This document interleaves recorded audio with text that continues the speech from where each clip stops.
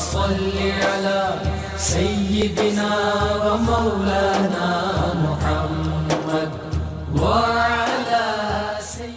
بسم اللہ الرحمن الرحیم۔ السلام علیکم ناظرین و سامعین کرام۔ پروگرام یاد الہی میں روزانہ عظیم ہستیوں کے تذکارے پاک کیے جاتے ہیں اور اس کے ساتھ ساتھ کچھ ایسے موضوعات پر گفتگو ہوتی ہے جن سے آپ کو رہنمائی حاصل ہوتی ہے۔ آج بہت ہی اہم موضوع ہمارے سوشل ایشوز میں سے، معاشرتی مسائل میں سے نکاح کی فضیلت اور زنا کی تباہ کاریاں، اس حوالے سے گفتگو ہوگی۔ اس سے پہلے کتاب الشفا سے آج کا وظیفہ لڑکیوں کے لیے، بچیوں کے لیے رشتے کے لیے غیبی مدد کا وظیفہ۔ اکثر یہ معاملہ ہوتا ہے بچوں اور بالخصوص بچیوں کے رشتے، اس میں تاخیر ہوتی ہے، رکاوٹیں ہوتی ہیں اور اچھے رشتے مناسب وقت پر نہیں ملتے، تو اللہ رب العزت کو یاد کیجئے۔ یہ چند ایک روحانی وظائف ہیں، یہ پڑھیے۔ سب سے پہلا قصیدہ بردہ شریف کے یہ دو اشعار جمعۃ المبارک کی رات، یعنی جمعۃ المبارک کے دن سے پہلے جو رات آتی ہے یہ جمعہ کی رات ہے۔ جمعہ کی رات بعد نماز عشاء 17 بار پڑھ کر دعا کریں اور یہ عمل 7 جمعۃ المبارک تک کرنا ہے، انشاءاللہ العزیز مراد پوری ہوگی۔ دونوں اشعار جو ہیں وہ آپ سماعت فرما لیجئے۔ ترجمہ بھی ان کا: محمد سید الکونین والثقلین والفریقین من عرب ومن عجم۔ محمد صلی اللہ علیہ وآلہ وسلم کون و مکان اور انس و جاں کے سردار ہیں، تمام مخلوقات کے سردار ہیں، اور آپ صلی اللہ علیہ وآلہ وسلم دونوں فریقین یعنی عرب و عجم کے بھی سردار ہیں۔ دوسرا شعر یوں ہے: یا رب بالمصطفى بلغ مقاصدنا واغفر لنا ما مضى یا واسع الکرم۔ اے پروردگار، اے ہمارے رب، اپنے پیارے حبیب مصطفیٰ صلی اللہ علیہ وآلہ وسلم کے وسیلہ معظم سے ہمارے مقاصد پورے فرما اور ہمارے گزشتہ گناہ بخش دے، اے وسیع کرم فرمانے والے۔ تو یہ دو اشعار ہیں 7 جمعۃ المبارک کی جو راتیں ہیں ان میں 17 مرتبہ عشاء کی نماز کے بعد پڑھیں، اللہ رب العزت سے دعا مانگیں، انشاءاللہ اللہ تعالی رشتے میں جو بھی معاملہ رکاوٹ ہے اس رکاوٹ کو دور فرما دے گا۔ دوسرا وظیفہ، اگر کوئی شخص اپنی دختر کی شادی کرنے سے عاجز ہو تو بروز جمعہ بعد نماز جمعۃ المبارک 2 رکعت نفل صلاۃ الحاجت کی ادا کرے اور سلام پھیر کر سجدے میں جائے اور 21 مرتبہ سورہ مزمل پڑھے، پہلے ہی ہفتے میں دختر کا نصیب یاور ہوگا۔ اسی طرح تیسرا وظیفہ، اگر کسی کو مناسب رشتہ نہ ملتا ہو تو اسے چاہیے کہ اللہ تعالیٰ کا اسم مبارک یا رحمانو تنہائی میں پاکیزہ جگہ بیٹھ کر باوضو، اللہ تعالیٰ کا اسم مبارک یا رحمان تنہائی میں پاکیزہ جگہ بیٹھ کر اور باوضو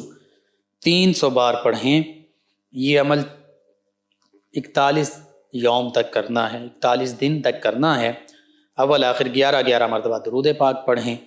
اور ہر روز وظیفہ ختم ہونے پر اللہ کی بارگاہ میں اللہ کے حضور نیک رشتہ ملنے کی التجا کریں، انشاءاللہ العزیز اللہ تعالیٰ بہتر اسباب پیدا فرمائے گا، بہتر اسباب پیدا ہوں گے۔ تو یہ بیٹیوں کے لیے، بیٹیاں بھی پڑھیں، ان کے والدین بھی پڑھیں، اور لڑکوں کے لیے، لڑکوں کے رشتے کے لیے مجرب عمل اور وظیفہ یہ ہے کہ اسلامی مہینے کے پہلے منگل سے یہ عمل شروع کریں، نماز عشاء باجماعت ادا کریں اور فرض کے بعد سنت اور نفل پڑھ کر اپنی جگہ بیٹھ کر سورۃ الاخلاص یعنی قل هو اللہ احد، یہ بسم اللہ الرحمن الرحیم کے ساتھ 101 مرتبہ سورۃ الاخلاص پڑھیں، اول آخر 11 مرتبہ درود پاک پڑھیں اور مکمل وظیفہ پڑھ کے بعد میں پھر وطر ادا کریں، یعنی آپ نے نماز عشاء باجماعت ادا کی، لڑکوں نے تو فرض اور سنت پڑھ کے وطر نہیں پڑھنے، اس سے پہلے یہ وظیفہ کرنا ہے اور پھر وطر ادا کرنے اور اپنے مقصد کے لیے دعا کرنی ہے، اور یہ عمل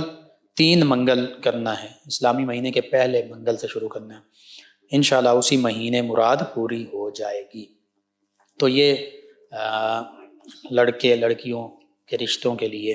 چند ایک روحانی وظائف ہیں، لازمی اپنے معمول کا حصہ بنائیے، اپنے اعزاء اقربا، رشتہ دار، دوست احباب، پڑوسیوں تک پہنچائیے، امت مسلمہ تک پہنچائیے۔ میرے آپ کے ہمارے بتانے سے ہمارے کسی بھی مسلمان بہن بھائی، کسی مسلمان فرد، ہمارے بچوں کا فائدہ ہوتا ہے، انشاءاللہ یہ دین و دنیا آخرت میں ہمارے لیے بھی بھلائی، فائدہ، نجات کا باعث ہوگا۔ اللہ سبحانہ و تعالی مجھے، آپ کو، ہم سب کو دین و دنیا آخرت کی بھلائیاں عطا فرمائے، آسانیاں عطا فرمائے، آسانیاں بانٹنے والا بنائے، مشکلات سے ہماری حفاظت فرمائے، آمین۔ جی ناظرین و سامعین، نکاح کی فضیلت کیا ہے، اہمیت کیا ہے، ضرورت کیوں ہے، اور اس کے برعکس زنا کی تباہ کاریاں کیا ہیں، اس حوالے سے آج گفتگو ہوگی۔ اللہ رب العزت نے انسان کو تخلیق فرمایا، جنات کو تخلیق فرمایا، فرشتوں کو تخلیق فرمایا، تمام مخلوقات، تمام کائنات کو تخلیق فرمایا، لیکن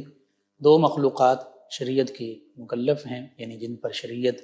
کی پابندی ہے، شریعت لاگو ہوتی ہے، شریعت کے احکام کے پابند ہیں، وہ ایک انسان ہیں، ایک جنات ہیں۔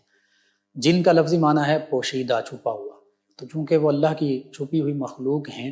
اللہ کے پیارے حبیب صلی اللہ علیہ وآلہ وسلم کا پیغام ان تک پہنچ چکا ہے، اور اس کے بعد انسان، ہمیں اللہ رب العزت نے اشرف المخلوقات بنایا، تمام مخلوقات میں سب سے زیادہ عزت، عظمت، رفعت، شان، شرف، مقام، مرتبہ، کرامت سے نوازا، صرف اس لیے کہ ہم اللہ کے تمام انبیاء و مرسلین علیہ الصلاۃ والتسلیم پر ایمان لانے والے ہیں۔ اللہ کے پیارے حبیب صلی اللہ علیہ وآلہ وسلم پر اگر امت مسلمہ کی بات کی جائے، اور پھر خاص طور پر قرآن مجید فرقان حمید میں علم کو اللہ رب العزت نے، ایمان کا بھی ذکر ملتا ہے، اور ایمان بھی علم سے حاصل ہوتا ہے۔ الذین یؤمنون بالغیب، جو غیب کے علم پر ایمان رکھتے ہیں، غیب چیزوں پر ایمان رکھتے ہیں، اللہ کی ذات غیب، جنت دوزخ کو نہیں دیکھا ہم نے، فرشتوں کو نہیں دیکھا، رسول اعظام علیہ السلام کو نہیں دیکھا، آقا کریم صلی اللہ علیہ وآلہ وسلم کی ظاہری طور پر زیارت نہیں کی، لیکن ہم ان تمام چیزوں پر ایمان لاتے ہیں۔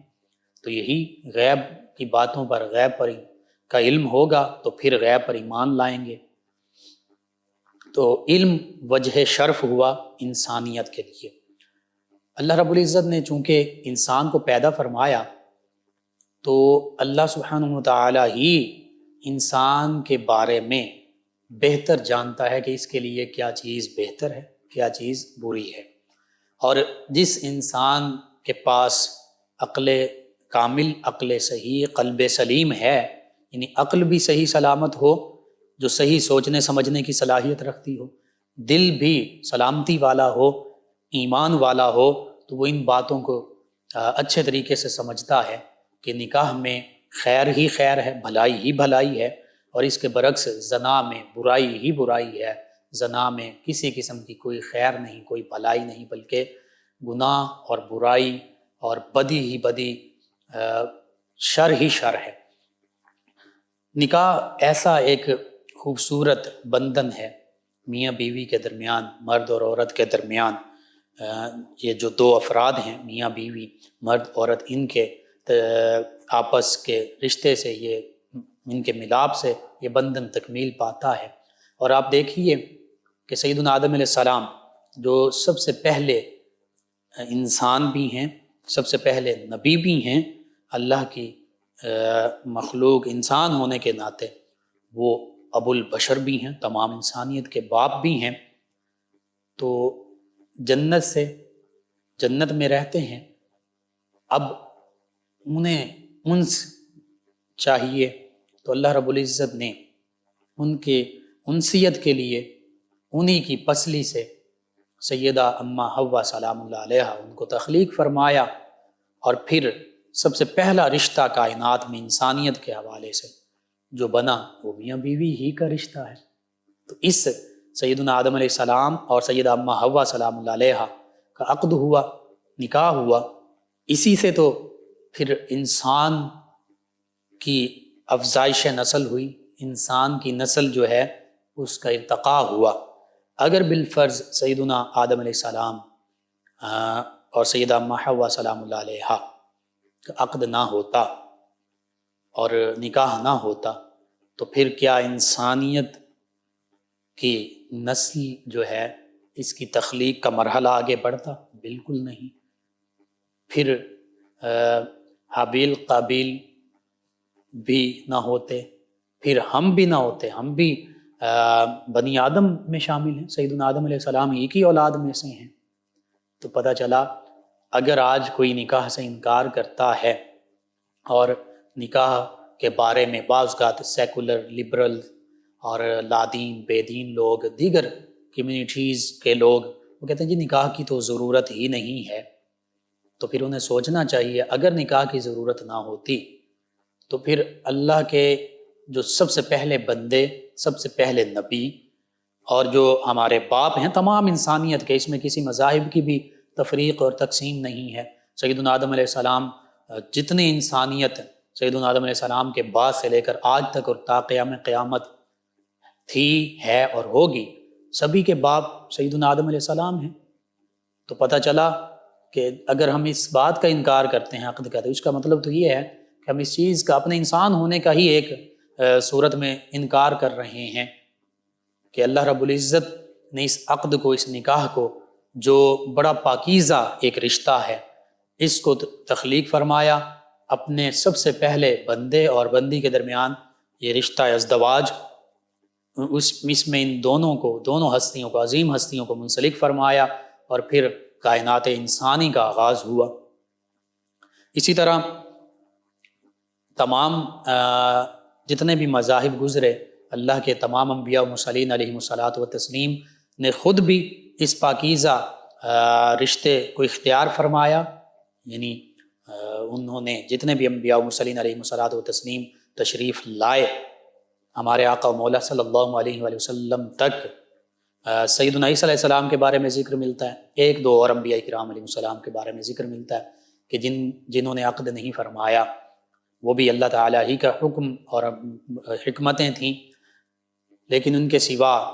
سبھی انبیاء کرام علیہ السلام نے عقد فرمایا ہے۔ تو یہ انبیاء کرام علیہ السلام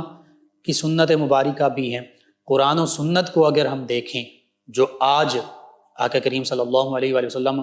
کے اظہار نبوت سے لے کر تا قیام قیامت تمام انسانیت کے لیے مشعل راہ ہے، ہدایت کا مرکز ہے، اس میں بھی ہمیں نکاح کا حکم ملتا ہے، زنا سے بچنے کا ہمیں حکم ملتا ہے۔ قرآن مجید فرقان حمید میں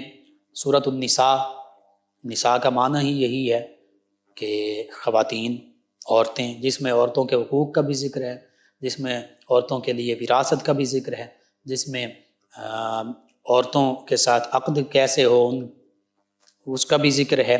اسی سورہ نساء میں اللہ رب العزت نے پہلی آیت مبارکہ میں بھی، پھر آگے جا کر تیسری چوتھی آیت مبارکہ میں بھی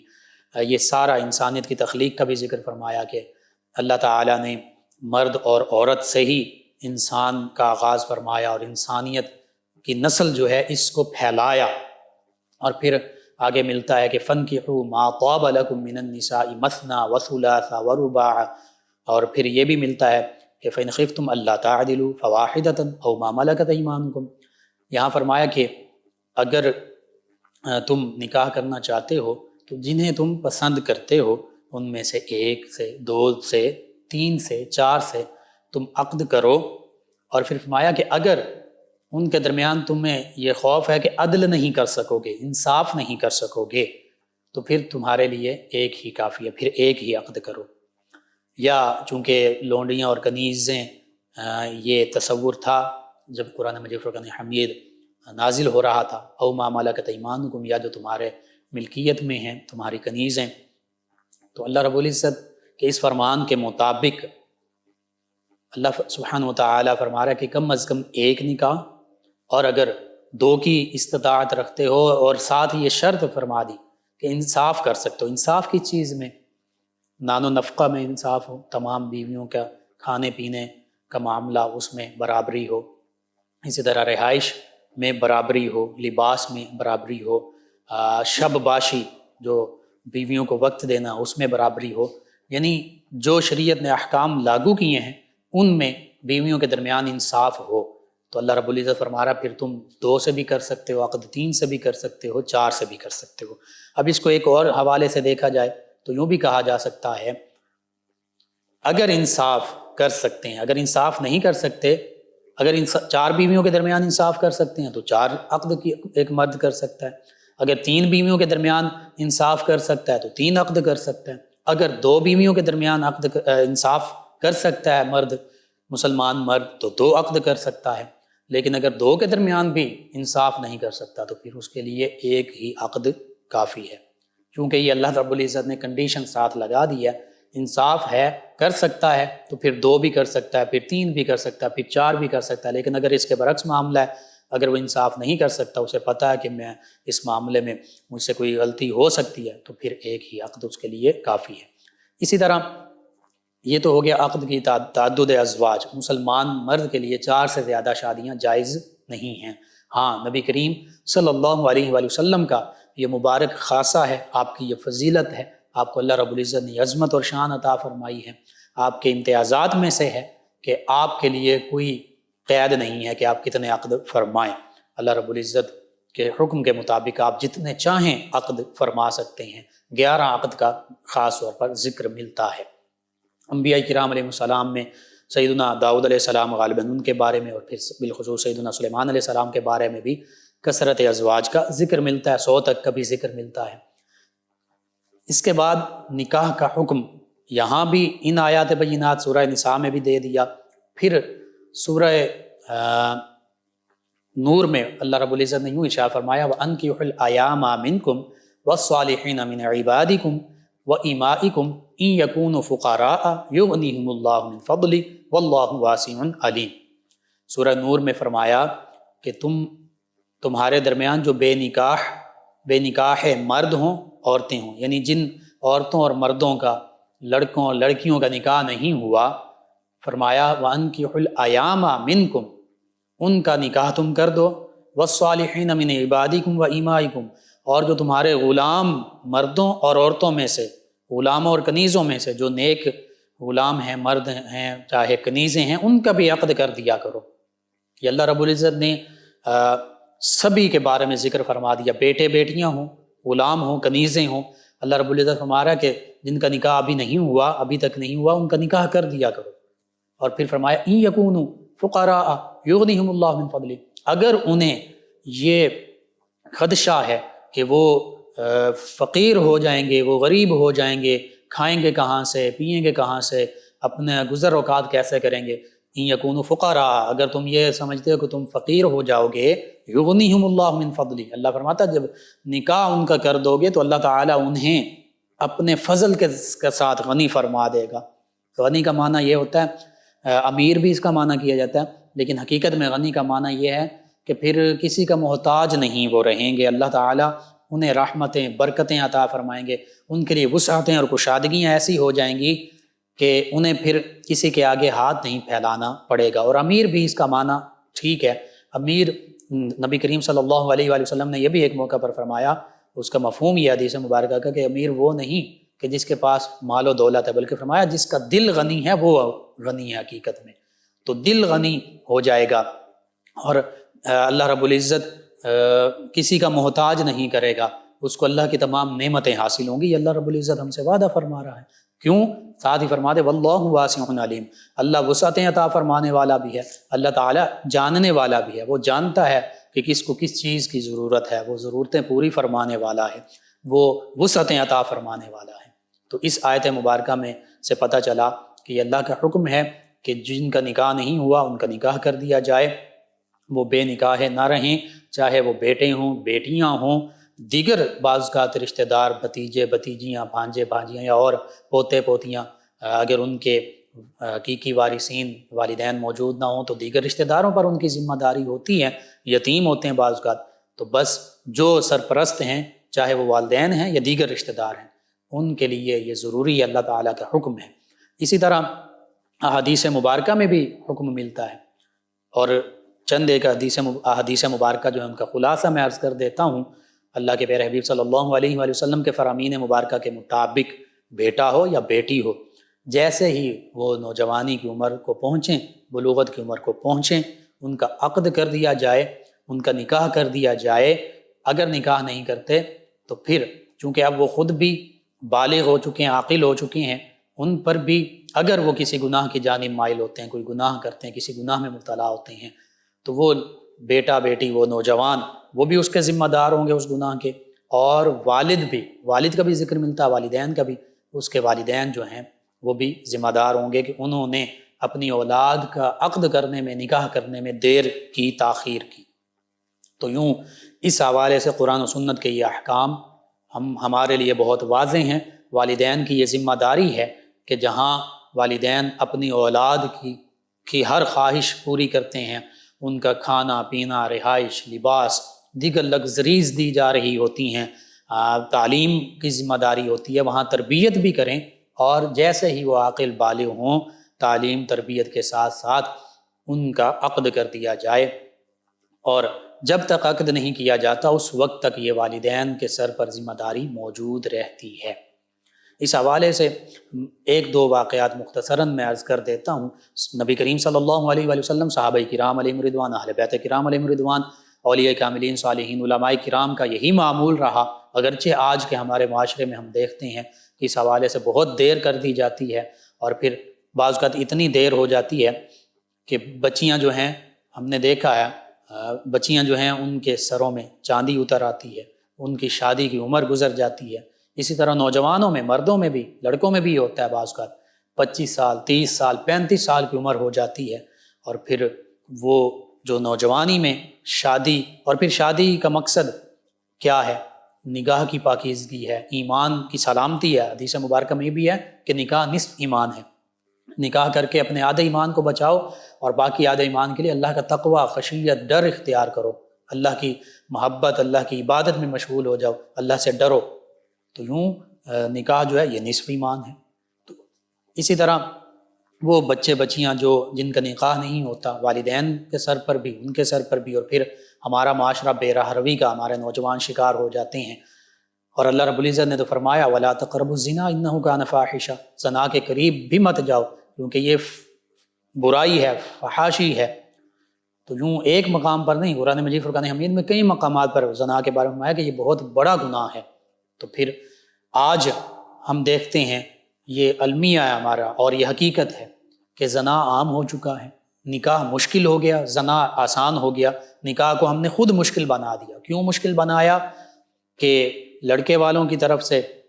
جہیز کی ڈیمانڈز ہوتی ہیں، لمبی ایک فہرست ہوتی ہے۔ اسی طرح بعض کا لڑکی والوں کی طرف سے بھی ہوتا ہے کہ جی لڑکا کوئی بڑی جاب کرتا ہو، بڑے عہدے پر فائز ہو، کوئی بڑا بزنس کرتا ہو، اپنا علیحدہ گھر ہو، اپنا گاڑی ہو، اپنا بینک بیلنس ہو، پراپرٹی ہو، ایجوکیشن اتنی ہو، فلاں۔ تو یہ بالکل یہ ناجائز مطالبات ہیں۔ جب اللہ رب العزت نے حکم دے دیا دونوں جانب سے، لڑکے اور لڑکی والوں دونوں کی طرف سے، بعض اوقات بہت سی ڈیمانڈز ہوتی ہیں، اور وہ ڈیمانڈز عام لوگ جو ہیں، متوسط طبقے کے یا غریب لوگ، وہ پوری بھی نہیں کر سکتے۔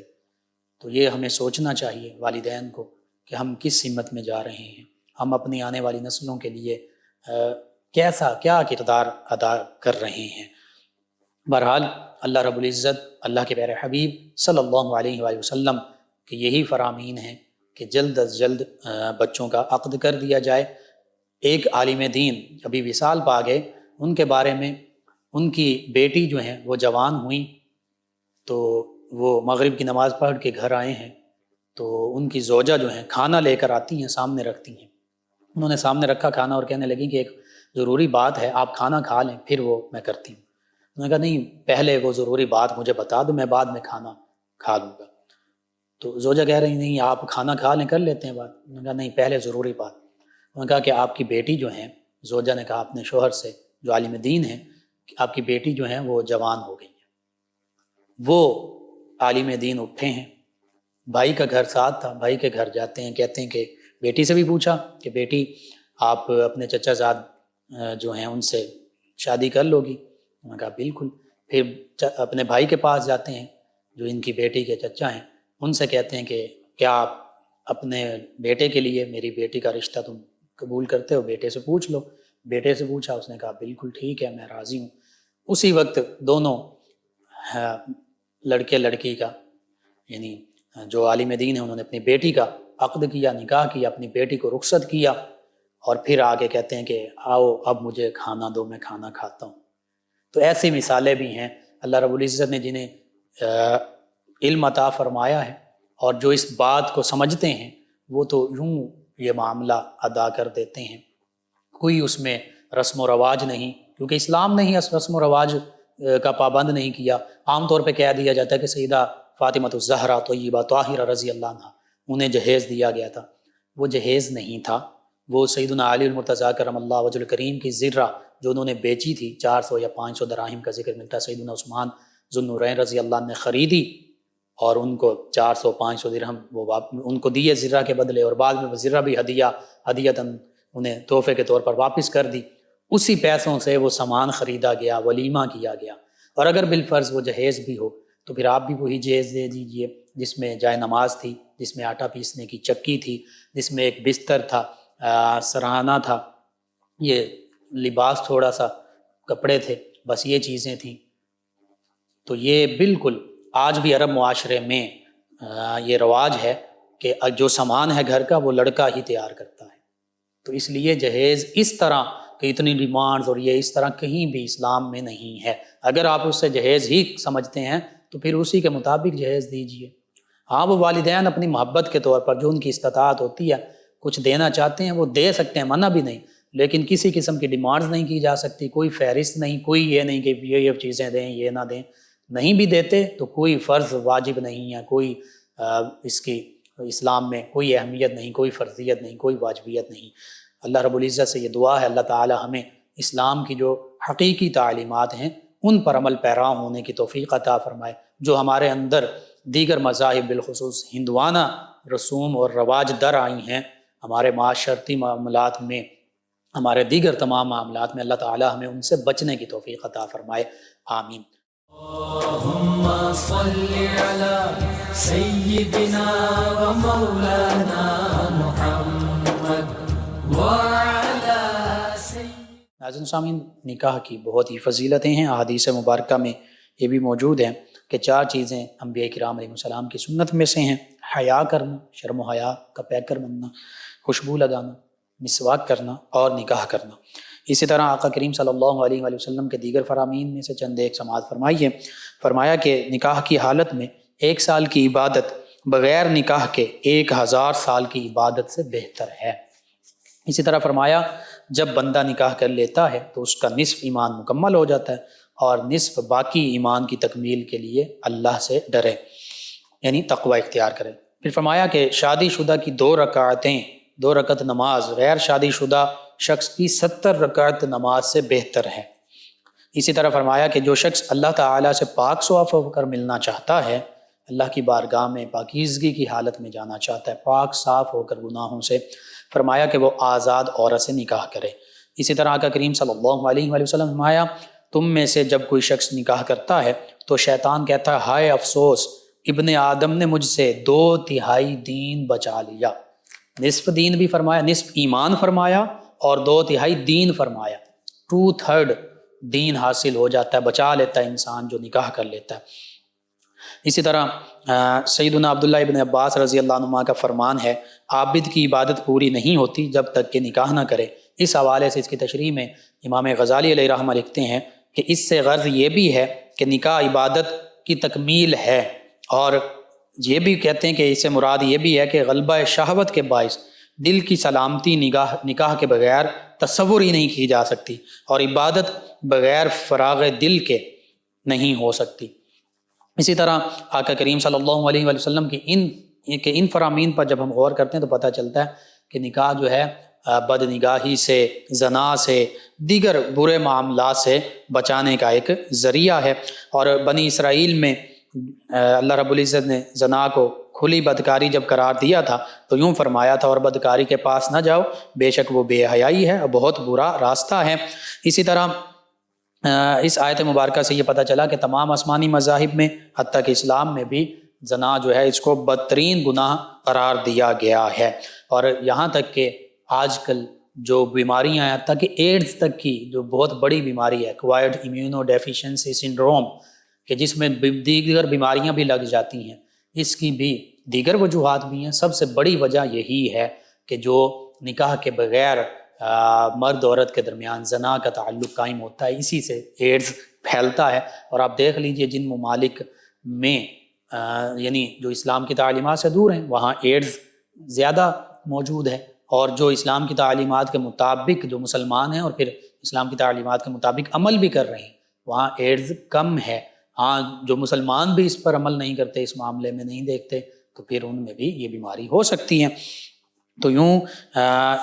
جو نکاح ہے اللہ رب العزت اور اللہ کے پیارے حبیب صلی اللہ علیہ وآلہ وسلم نے بڑی اس کی فضیلتیں بھی بیان فرمائی ہیں، حکم بھی بیان فرمایا ہے۔ جی ناظرین و سامعین، اس دوران ہمیں جوائن کیا ہمارے لسنر ہیں اسد عبداللہ قادری چشتی صاحب، کہتے ہیں السلام علیکم لقمان بھائی۔ جی وعلیکم السلام، کہتے ہیں بڑے خلوص اور ادب اور احترام کے ساتھ سلام۔ جی شکریہ آپ کا، کہتے ہیں کہ آپ کے جواب سے بڑی رہنمائی حاصل ہوئی، جزاک اللہ۔ جی اللہ تعالیٰ آپ کو بھی جزائے خیر عطا فرمائے۔ ہمارے لسنر ہیں ڈوگر برادران، انہوں نے غالباً محمد علی عباسین کے بارے میں کہا کہ اللہ کے حکم سے MNA بن رہا ہے، کوئی وظیفہ بتا دیں۔ جی اللہ اور اس کے پیارے حبیب صلی اللہ علیہ وآلہ وسلم کو یاد کریں، ان کے احکام کی تعمیل کریں، انشاءاللہ اللہ تعالیٰ بہتری فرما دے گا۔ عباس ڈوگر صاحب ہیں، افتخار ڈوگر صاحب ہیں، ان کے بیٹے ہیں غلام رسول محمد احمد غلام حسین ڈوگراں والا سے، جی شکریہ آپ کا۔ ایک اور لسنر ہیں علی رضوان فیصل آباد سے، کہتے ہیں السلام علیکم۔ جی وعلیکم السلام، کہتے ہیں بھائی لقمان آپ کا پروگرام مجھے بہت پسند ہے، مجھے کوئی وظیفہ بتائیں، گھر میں ہر وقت لڑائی جھگڑا بہت ہوتا ہے۔ یا مانعو کلمہ طیبہ 24 مرتبہ روزانہ پڑھیں، اور اللہ تعالیٰ کے اسم مبارک یا مانعو یہ کثرت سے پڑھیں، انشاءاللہ اللہ تعالیٰ بہتری فرمائے گا۔ محمد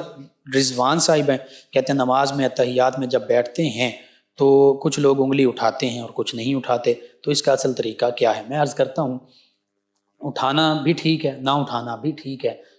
اس میں اضطراب ہے، یعنی اس کی جو حدیث مبارکہ ہیں اس کے حوالے سے اس میں اضطراب ہے، کسی حدیث مبارکہ میں کچھ موجود ہے حکم، کسی میں کچھ، تو فقہا یہ کہتے ہیں کہ جس